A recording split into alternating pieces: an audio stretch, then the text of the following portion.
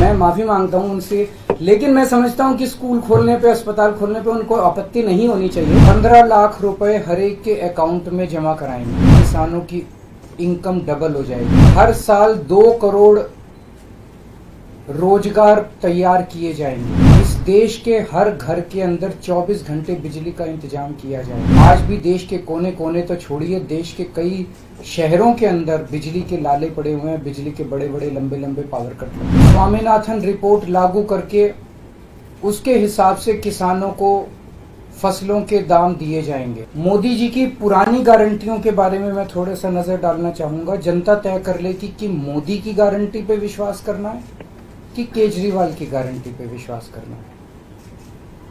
मोदी जी ने गारंटी दी थी 15 लाख रुपए हर एक के अकाउंट में जमा कराएंगे, वो उन्होंने नहीं कराए। मोदी जी ने गारंटी दी थी हर साल 2 करोड़ रोजगार तैयार किए जाएंगे, वो उन्होंने नहीं किए। मोदी जी ने गारंटी दी थी स्वामीनाथन रिपोर्ट लागू करके उसके हिसाब से किसानों को फसलों के दाम दिए जाएंगे। उन्होंने प्रधानमंत्री बनने के बाद इसको खारिज कर दिया कि मैं नहीं करूंगा। मोदी जी ने गारंटी दी थी कि 2022 तक किसानों की इनकम डबल हो जाएगी, वो नहीं की उन्होंने। मोदी जी ने गारंटी दी थी कि 2022 तक इस देश के हर घर के अंदर 24 घंटे बिजली का इंतजाम किया जाएगा। आज भी देश के कोने कोने तो छोड़िए, देश के कई शहरों के अंदर बिजली के लाले पड़े हुए हैं, बिजली के बड़े बड़े लंबे लंबे पावर कट लगते हैं। मोदी जी ने गारंटी दी थी कि 15 अगस्त 2022 तक साबरमती और बॉम्बे के बीच में बुलेट ट्रेन चालू की जाएगी। अभी तक बुलेट ट्रेन का दूर दूर तक कोई नामो निशान नहीं। मोदी जी ने गारंटी दी थी 100 स्मार्ट सिटीज बनाई जाएंगी। अब तो शायद ये प्रोजेक्ट ही खत्म हो गया, कोई स्मार्ट सिटीज। इस तरह की ढेरों गारंटी दी थी जो कि कोई गारंटी पूरी नहीं हुई। इसके पहले जब जब चुनाव आए, केजरीवाल ने गारंटी दी थी दिल्ली में और पंजाब में बिजली मुफ्त करेंगे, हमने बिजली मुफ्त कर दी। हमने गारंटी दी थी बिजली 24 घंटे करेंगे, हमने बिजली 24 घंटे कर दी। हमने गारंटी दी थी शानदार स्कूल बनाएंगे, हमने बच्चों की शिक्षा के लिए शानदार स्कूल बनाए। हमने गारंटी दी थी मोहल्ला क्लिनिक बनाएंगे, हमने जितनी गारंटी दी थी सारी गारंटी पूरी की। तो एक तरफ है मोदी की गारंटी, एक तरफ है केजरीवाल की गारंटी। मोदी की गारंटी का हम देख चुके हैं कि मोदी की गारंटी यकीन करने का लायक नहीं है। और अब तो अगली साल चूंकि मोदी जी रिटायर होंगे, तो उनकी रिटायरमेंट के बाद मोदी की गारंटी कौन पूरी करेगा, इसका भी कोई वो नहीं है। और केजरीवाल की गारंटी, केजरीवाल यही है, कहीं नहीं जा रहा, तो केजरीवाल की गारंटी पूरी करने की गारंटी केजरीवाल लेता है। 10 गारंटी क्या है मैं एक एक करके बताता हूं।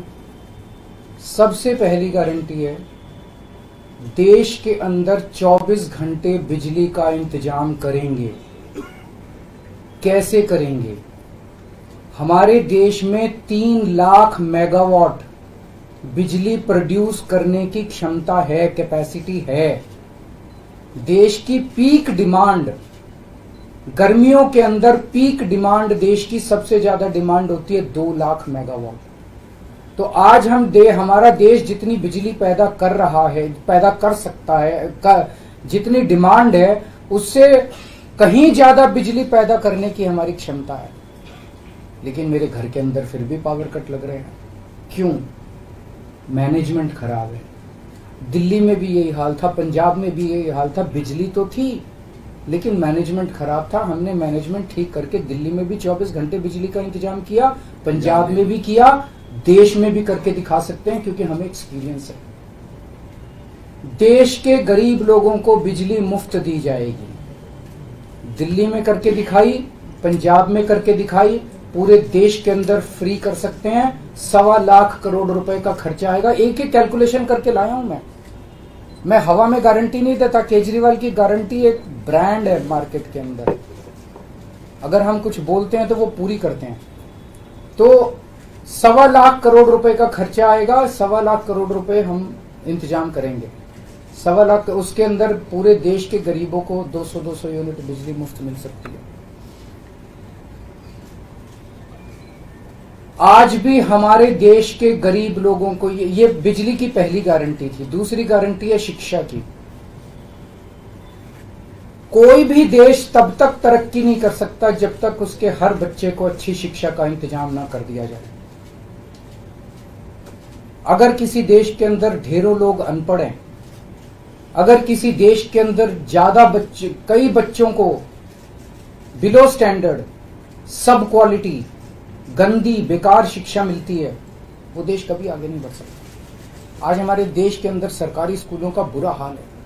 10 लाख सरकारी स्कूलों के अंदर 18 करोड़ बच्चे पढ़ते हैं जिनका कोई भविष्य नहीं है। दिल्ली के अंदर हमने करके दिखाया, पंजाब के अंदर करके दिखाया। देश के सारे सरकारी स्कूलों को शानदार बनाएंगे, अच्छे बनाएंगे, प्राइवेट स्कूलों से भी बेहतर बनाएंगे। और इस देश के अंदर पैदा होने वाले हर बच्चे के लिए, चाहे वो अमीर का बच्चा हो चाहे गरीब का बच्चा हो, अच्छी, शानदार और फ्री शिक्षा का इंतजाम किया जाएगा। अगर आप अमीर हैं, अपने बच्चे को प्राइवेट में भेजना चाहते हैं, भेजिए। लेकिन आप अगर सरकारी स्कूल में अपने बच्चे को भेजते हैं तो प्राइवेट स्कूल से किसी 1% भी कम नहीं होगी उस शिक्षा की क्वालिटी। ऐसी शिक्षा का इंतजाम गांव-गांव के कोने-कोने, देश के कोने-कोने में अच्छी शिक्षा का इंतजाम करेंगे। दिल्ली में किया, पंजाब में किया, हमें करना आता है, हमारी नीयत है। हम ये काम आजादी के वक्त हो जाना चाहिए था, लेकिन नहीं हुआ। देर आए दुरुस्त आए, आजादी के 75 साल बाद भी हो गया तो बहुत अच्छी बात है। इस काम को करने के लिए 5 लाख करोड़ रुपए लगेंगे। 2.5 लाख करोड़ रुपए केंद्र सरकार देगी, 2.5 लाख करोड़ रुपए राज्य सरकार देगी। हर साल 5 साल में हर साल 50,000 करोड़ रुपए का खर्चा आएगा केंद्र सरकार को। 50,000 करोड़ तो कुछ भी नहीं है। अगर 50,000 करोड़ रुपए सालाना खर्चे में मेरे देश के बच्चा अगर 18 करोड़ बच्चों को अच्छी शिक्षा मिल जाए, इससे अच्छा और क्या हो सकता है। तीसरा, स्वास्थ्य।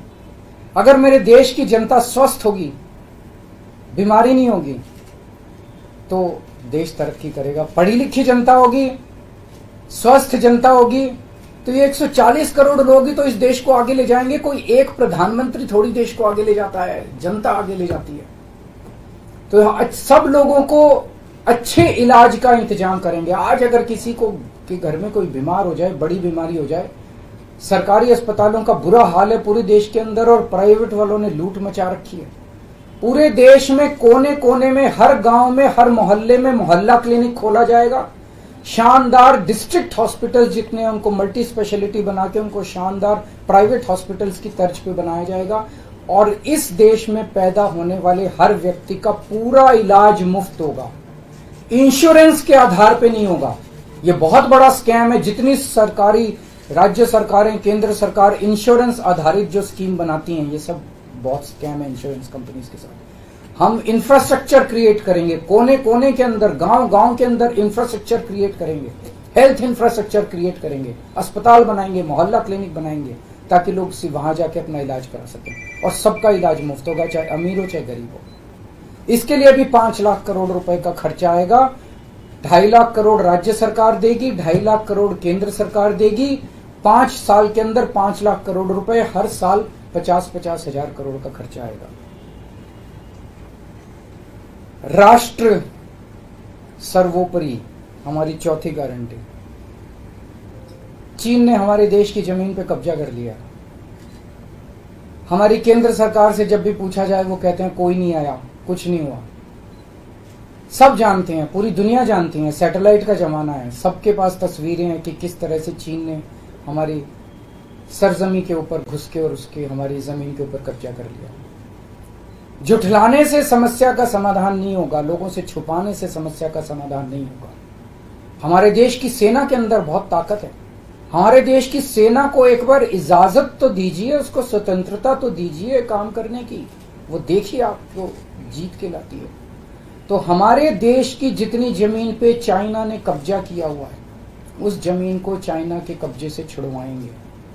इसके लिए एक तरफ डिप्लोमेटिक लेवल पे एफर्ट्स किए जाएंगे और सेना को पूरी स्वतंत्रता दी जाएगी कि वो इसके बारे में जो कदम उठाना चाहे कदम उठा सकती है। सेना को आज जो रोका जा रहा है वो रोका नहीं जाएगा। आज हमारी ये अग्निवीर योजना जो है कि हमारे युवाओं को फौज में भर्ती करके 4 साल के बाद निकाल दिया जाता है। लोगों की एक ओनरशिप नहीं बनती।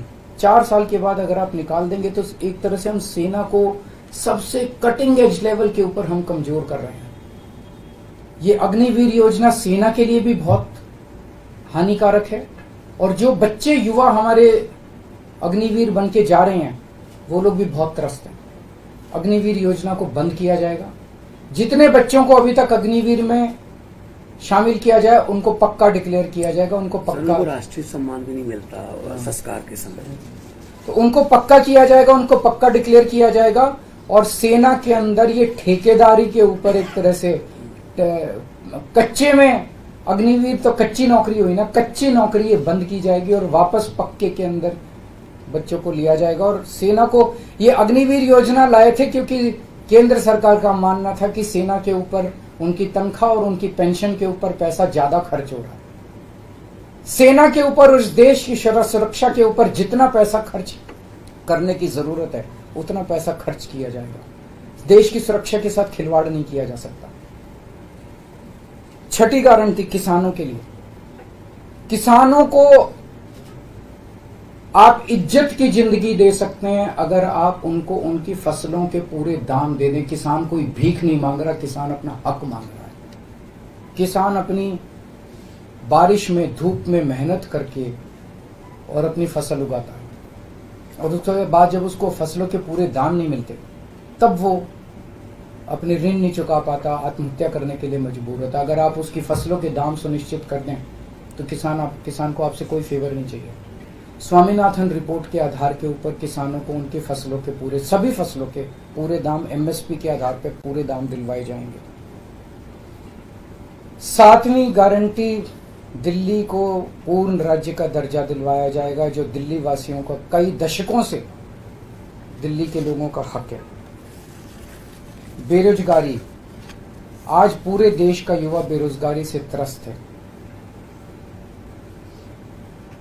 इसके लिए हमने बहुत डिटेल्ड प्लानिंग की है। हमारे मंत्रियों ने, हमारी टीम ने बैठ के, सब लोगों ने बैठ के, कि 1 साल के अंदर 2 करोड़ रोजगार का इंतजाम किया जाएगा ताकि हमारे युवकों को बेरोजगारी से निकाला जा सके। ये प्रोडक्टिव और इफेक्टिव एम्प्लॉयमेंट होगी।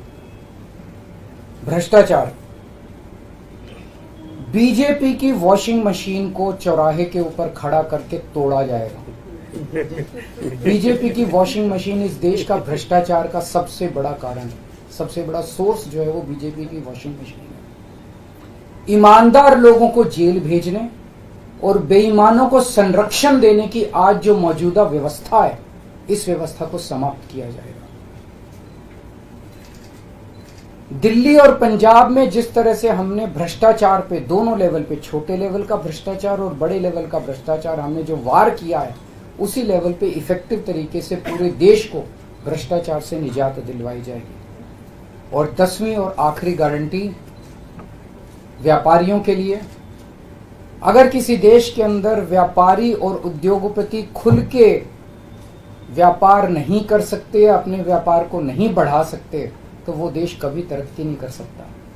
उस देश के अंदर कभी जॉब्स पैदा नहीं हो सकते। और ये डेटा बताता है कि पिछले 8-10 साल के अंदर इस देश के 12 लाख हाई नेटवर्थ इंडिविजुअल्स, बड़े बड़े अमीर लोग इस देश के अंदर व्यापार और उद्योग बंद करके विदेशों में चले गए हैं, क्योंकि इस देश के अंदर आतंक मचा रखा है सरकार, केंद्र सरकार ने, उन लोगों को डराने का, धमकाने का। जीएसटी को पीएमएलए से बाहर किया जाएगा, जीएसटी का सरलीकरण किया जाएगा, सारी प्रशासनिक और लीगल व्यवस्थाओं को सरलीकरण किया जाएगा, और एक ऐसी व्यवस्था की जाएगी कि अगर इस देश के अंदर कोई सही तरीके से व्यापार करना चाहे तो वह व्यापार कर भी सकता है, उद्योग खोल भी सकता है, ज्यादा परमिशंस की जरूरत नहीं होगी, और बड़े स्तर के ऊपर हम व्यापार को और उद्योग को, हमारा टारगेट चाइना को पीछे छोड़ना है, जो आज इस दुनिया के अंदर इसमें व्यापार में और उद्योग में और प्रोडक्शन में बहुत आगे है। हमारा कंपटीशन उनके साथ है। तो इसके लिए सभी व्यापारियों को, उद्योगपतियों को आगे बढ़ने का मौका दिया जाएगा। ये हम लोगों की 10 गारंटी है और मजबूत गारंटी है, और मैं समझता हूं कि देश को इन सब उससे तरक्की मिलेगी। अगर आपके कोई प्रश्न है आपने तो। वॉशिंग मशीन वाली बात कही, तो क्या इसका मतलब है कि जो कार्रवाई हो रही है वैसी कार्रवाई आप लोग करेंगे? नहीं, हम कह रहे हैं वॉशिंग मशीन तोड़ेंगे। हम ये कह रहे हैं कि आज ईमानदार लोगों को पकड़ पकड़ के जेल भेजा जा रहा है, बेईमानों को वो अपनी पार्टी में शामिल करके संरक्षण देते हैं और उनको ईडी और सीबीआई के केस, ये व्यवस्था बंद की जाएगी। जो असली बेईमान है, जिन्होंने असली में बेईमानी की है, उन लोगों को पकड़ा जाएगा। इस तरह से पॉलिटिकल तरीके से विक्टिमाइजेशन बंद किया जाएगा। कल प्रधानमंत्री की उम्र को लेकर जो बात थी, उसमें गृह मंत्री का बयान है, उन्होंने कहा कि जो भाजपा के कानून में ऐसी बात नहीं लिखी हुई है और देश भर के लोग चाहते हैं उत्तर से दक्षिण तक कि नरेंद्र मोदी प्रधानमंत्री। देखिए, कल मैंने बोला था कि मैंने क्या बोला था, 2014 में प्रधानमंत्री जी ने खुद ने कानून बनाया था, अपने नियम बनाए थे बीजेपी के लिए कि 75 साल की उम्र होने पे भारतीय जनता पार्टी के अंदर उनको कोई भारतीय जनता पार्टी अपने किसी भी नेता को किसी तरह की कोई जिम्मेदारी नहीं देगी और उनको रिटायर किया जाएगा। उस नियम के आधार पे आडवाणी जी को रिटायर किया गया, मुरली मनोहर जोशी जी को रिटायर किया गया, सुमित्रा महाजन जी को रिटायर किया गया, यशवंत सिन्हा जी को रिटायर किया गया, रीता बहुगुणा जोशी जी को रिटायर किया गया, संतोष गंगवार जी को, कई लोगों को रिटायर किया गया, यशवंत सिन्हा जी को रिटायर किया गया। तो कल जब मैंने कहा कि उस नियम के हिसाब से 17 सितंबर 2025 यानी कि अगले साल प्रधानमंत्री जी जब 75 साल के हो जाएंगे तो वो भी रिटायर हो जाएंगे। जब मैंने ऐसे कहा तो कल मैंने देखा कि बीजेपी के बहुत सारे नेताओं ने ये कहा कि वो नियम 75 साल वाला मोदी जी के ऊपर लागू नहीं होता। तो मैं समझता हूं कि जब भी ऐसा कुछ होता है, जब किसी पार्टी के सबसे बड़े नेता के ऊपर कोई टिप्पणी की जाती है तो जाहिर तौर पे उनकी पार्टी के लोग उनको उनके समर्थन में बोलते हैं। लेकिन मैं समझता हूं कि प्रधानमंत्री जी ने कुछ नहीं बोला। अभी उनकी पार्टी के नेता कह रहे हैं कि नहीं, हम उनको रिटायर नहीं होने देंगे, ये उनकी भावना है, उनके पार्टी के नेताओं की भावना है। प्रधानमंत्री जी ने जो नियम बनाया जिसके तहत आडवाणी जी को रिटायर किया गया, मैं समझता हूं कि प्रधानमंत्री जी किसी भी हालत में उस नियम को अपने ऊपर लागू होने से नहीं रोकेंगे। वो ऐसा नहीं कहेंगे कि उस जिस नियम में आडवाणी जी रिटायर हुए मैं उस नियम पे अपने ऊपर नहीं, या तो प्रधानमंत्री जी कह दें कि वो नियम अब मेरे ऊपर लागू नहीं होगा, आडवाणी जी के लिए बनाया था वो, या तो वो कह दें। लेकिन मैं नहीं समझता कि प्रधानमंत्री जी ऐसा कहेंगे। तो जाहिर तौर पे बाकी नेता सारे सपोर्ट कर रहे हैं उनको, लेकिन प्रधानमंत्री जी तो रिटायर होंगे। वो ऐसा, मेरी गुजारिश ये है कि प्रधानमंत्री जी ये बता दें कि उनका सक्सेसर कौन होगा, नहीं तो आपस में मारकाट मचेगी उनके अंदर। दूसरी चीज, एक और चीज है, कल मैंने जो कहा कि वन लीडर वन नेशन का जो वन नेशन वन लीडर का जो उनका वो आइडिया चल रहा है, उसके तहत एक तरफ वो विपक्ष के सारे नेताओं को जेल भेज रहे हैं और अपनी सारी पार्टी के सारे नेताओं की राजनीति खत्म कर रहे हैं। शिवराज सिंह चौहान जी की, वसुंधरा राजे की, डॉक्टर रमन सिंह को राजनीति से गायब खत्म कर दिया, खट्टर साहब को कर दिया। और अब जब मैंने जनता से पूछा, सारी जनता बोली योगी जी का अगला नंबर है। तो कल इनकी पार्टी के सारे नेताओं ने मोदी जी के लिए तो कहा कि मोदी जी पे 75 साल वाला लागू नहीं होगा, लेकिन एक भी नेता ने ये नहीं कहा कि योगी जी को नहीं हटाया जाएगा। तो एक तो ये पक्की हो गई पिछले 24 घंटे में बात कि अगले 2 महीने के अंदर योगी जी को उत्तर प्रदेश के सीएम से हटाया जा रहा है। इस देश के बच्चे की जुबान पे ये था कि योगी जी को अगले 2 महीने में चुनाव जीतते ये लोग हटाएंगे। तो ये बात तो कल पक्की होगी कि योगी जी को हटाया जा रहा है। सर, आपने अक्साई जी का नाम लिया पर पीओके का नाम नहीं लिया, पीओके पे क्या रणनीति रहेगी? बिल्कुल, वो इसका हिस्सा है, भारत का हिस्सा है, उसको भी वापस लेके रहेंगे। आप पीएम की गारंटी के सापेक्ष अपनी गारंटी लाए हैं, आपने अपने कुलीग से भी बात नहीं की? सबसे बात करके लाया हूं मैं। जो इंडिया अलायंस है आपको नहीं, मैं सहमत हूं, मैं उसके लिए माफी मांगता हूं। मैं इंडिया अलायंस के सभी पार्टनर से, क्योंकि समय कम था, चुनाव आधा बीत चुका है, मैं माफी मांगता हूं उनसे। लेकिन मैं समझता हूं कि स्कूल खोलने पे, अस्पताल खोलने पे उनको आपत्ति नहीं होनी चाहिए। और मैं समझता हूं उनसे जब गारंटी है आपकी, तो क्या लगता है कि चुनाव बाद अगर इंडिया गठबंधन आता है तो आपकी पीएम पद के लिए ना, मैं पीएम पद में, लेकिन जो भी सरकार बनेगी उस सरकार से मैं करवा के लाऊंगा, मेरे पे भरोसा करो।